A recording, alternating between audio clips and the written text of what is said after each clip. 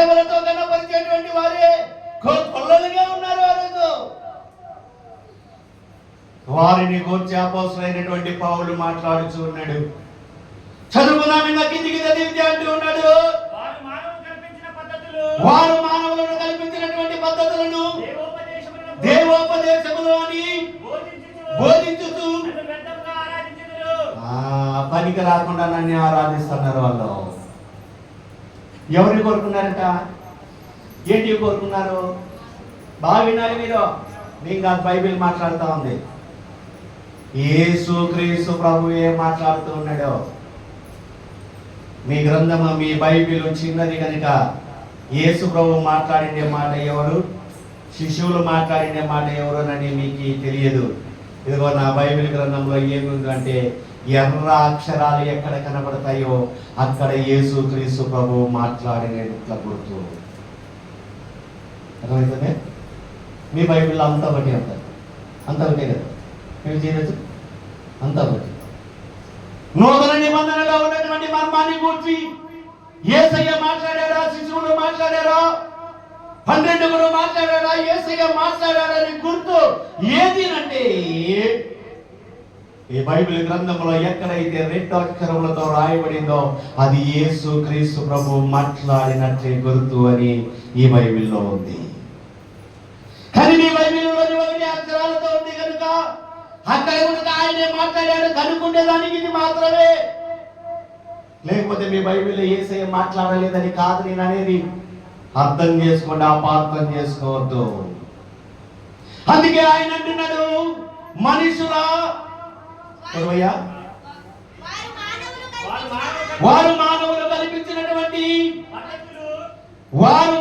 కల్పించినటువంటి పద్ధతులనే దైవోపదేశములని బోధించుతూ నన్ను వ్యర్థముగా ఆరాధించుదురు అని వ్రాయబడినట్లు వేషధారులైనటువంటి మిమ్మలను గూర్చి ఆ రోజే యెషయా ప్రవచించాడు.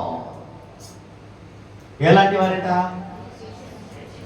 యేసు క్రీస్తు ప్రభువు అంటున్నాడు.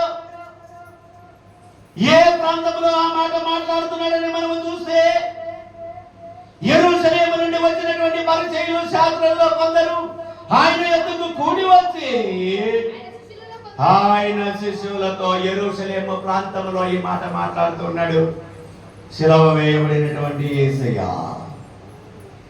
శిలువ వేయబడినటువంటి యేసయ్య మాట్లాడుతూ ఉన్నాడు. ఆయన ఏమంటున్నాడు అంటే, వారి హృదయం నాకు దూరముగా ఉన్నది, వారు మానవులు కల్పించు పద్ధతులను దేవోపదేశములని బోధించుతూ నన్ను వ్యర్థముగా ఆరాధించుదురు అని వ్రాయబడినట్లు వేషధారులైన మిమ్మల్ని గూర్చి యెషయా ప్రవచించినది సరియే. మీరు దేవుని ఆజ్ఞలను విడిచిపెట్టి మనుషుల పరంపరమును ఏం చేస్తున్నారట?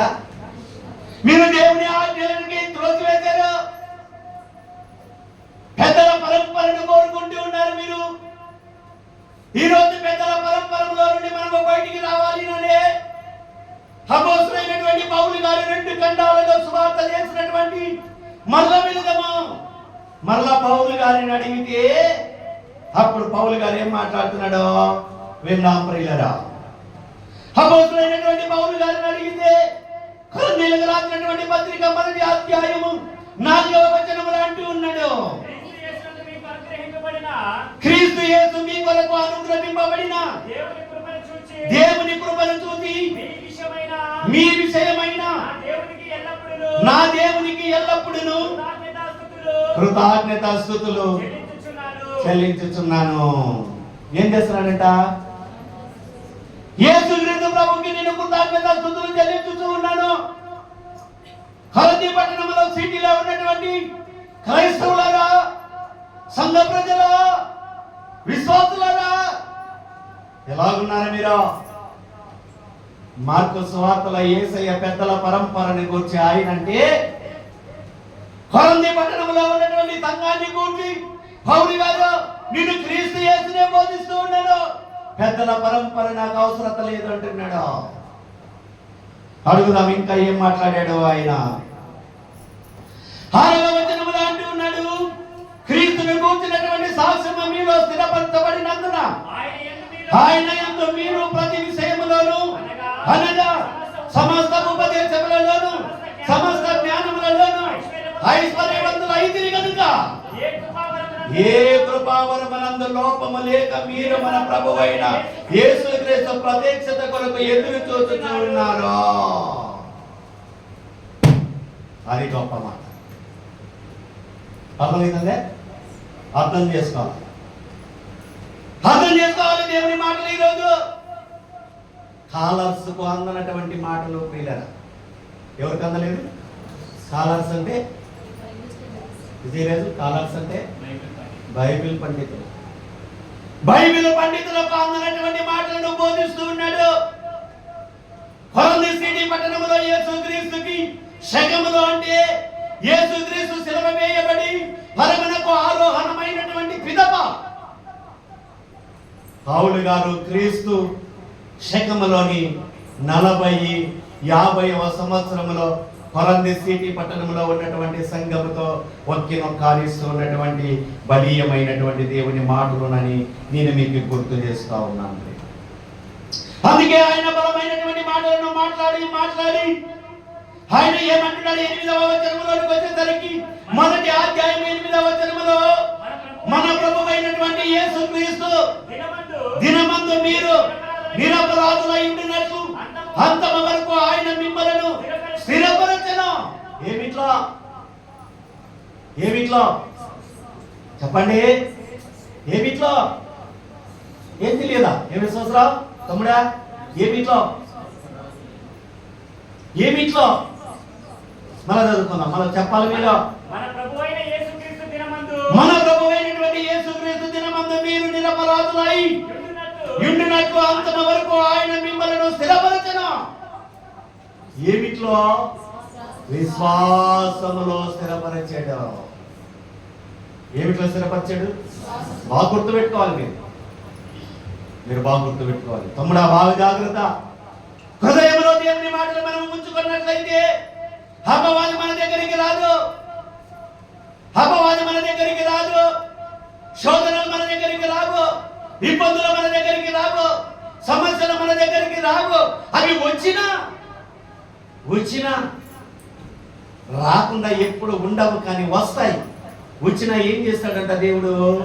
తమ్ముడా ఏం చేస్తాడంట? తమ్ముడు ఏం చేస్తాడనంటే గాలికి చెదరగొట్టు పొట్టు వల్లే నేను దానిని ఎక్కడ కొట్టేస్తా. బాగా వినాలి తమ్ముడు, నా మాట కాదు. ఓ పని దావీదుని అడుగుదాం, వెళ్దాం. కీర్తనల గ్రంథము 3వ అధ్యాయంలో అంటున్నాడు, దుష్టుల ఆలోచన చొప్పున నడవక, పాపల మార్గమందు నిలవక, అపహాతుల కొట్టుట తోటన కూర్చుండక, యెహోవా ధర్మశాస్త్రమందు ఆనందించుతో దివారాత్రములో దానిని ధ్యానించువారు ధన్యులు. అతడు నీటి కాలంలో ఎవరైనా నాటబడినదై ఆకు వాడక తన కాలమందు ఫలమిచ్చు చెట్టు వలె నుండును. దుష్టులు అలాగు నుండక గాలికి చెదరగొట్టు పొట్టు వలె ఉంటారు. జాగ్రత్త కూడా సహోదరి, నా చెల్లి, జాగ్రత్త. దేవుడు మనల్ని విశ్వాసులుగానే చేసినాడు, కానీ అవిశ్వాసులుగా మనల్ని చేయుటకు ఆయన లోకానికి రాలేదు. మనల్ని బలవంతులుగానే చేశాడు, కానీ ఆయన మనల్ని బలహీనులుగా చేసేదానికి రాలేదు. పాపములో జీవిస్తున్నటువంటి మనల్ని పవిత్రులుగా చేయటకే భూలోకానికి వచ్చాడు ఆయన. పాప జీవితంలో ఉన్నటువంటి మనల్ని కడిగి వేయడానికే పరలోకములో నుండి భూలోకానికి వచ్చాడు. అందుకే పౌలు గారు అంటున్నాడు 8వ వచనంలో, మన ప్రభువైన యేసుక్రీస్తు దినమందు అదే ఆ రోజు యేసయ్య ఉగ్రత రోజు, అయ్యో పాపులంతా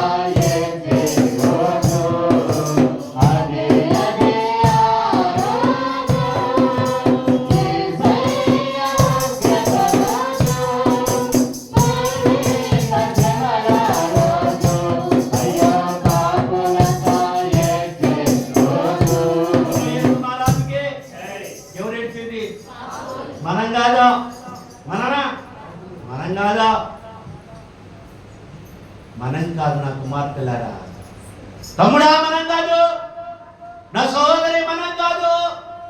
ఎవరు? బయట ఉన్నటువంటి పాపులు, దేవుని ఎరిగినటువంటి పాపులు, దేవుని దూషించినటువంటి పాపులు, దేవుని ఆజ్ఞకు దూరముగా ఉన్నటువంటి పాపులు, దేవునికి అవిధేయులుగా ఉన్నటువంటి పాపులు. విధేయులు కాదు, అవిశ్వాసముతో ఉన్నటువంటి వారే ఏం చేస్తారంట? వాళ్ళంతా వ్యభిచారులు ఏసే రోజు మసలే రోజు, ఏసే రోజు మసలే రోజు,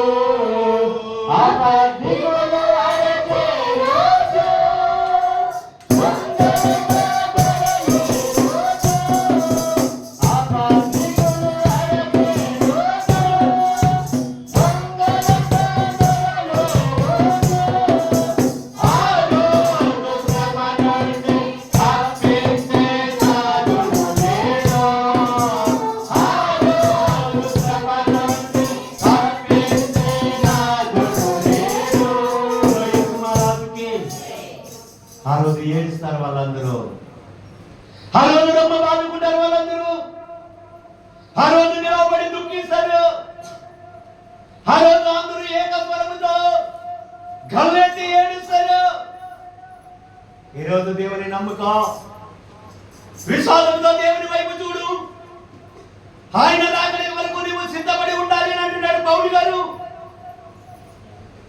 పౌలు గారు మీరు ఏమంటున్నారంటే, 6వ వచనములో దిగవలోని మీరు ప్రతి విషయములోను అనగా సమస్త ఉపదేశములలోను సమస్త జ్ఞానములోను ఐశ్వర్యవంతులైతిరి గనుక ఏ కృపయందున లోపము లేక మీరు మన ప్రభువు అయిన యేసు క్రీస్తు ప్రత్యక్షత కొరకు ఎదురు చూచుచూ ఉన్నారో. ఏమి సోదరులు చెప్పయ్యా, ఎవరి కోసం చూడాలట? యేసుక్రీస్తు ప్రత్యక్షత కొరకే నీవు చూడాలి.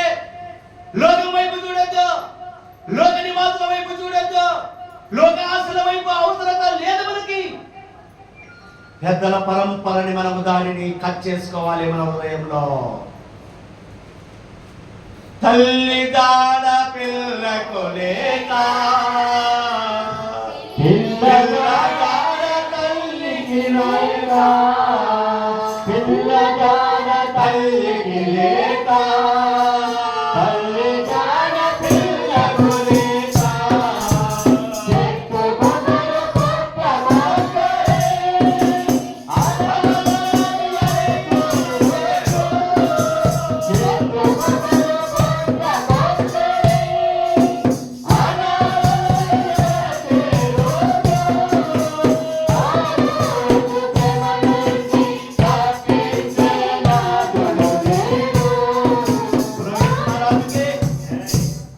ఆ రోజు ఎక్కడెక్కడ పోతారంట? చెట్టుకొకరు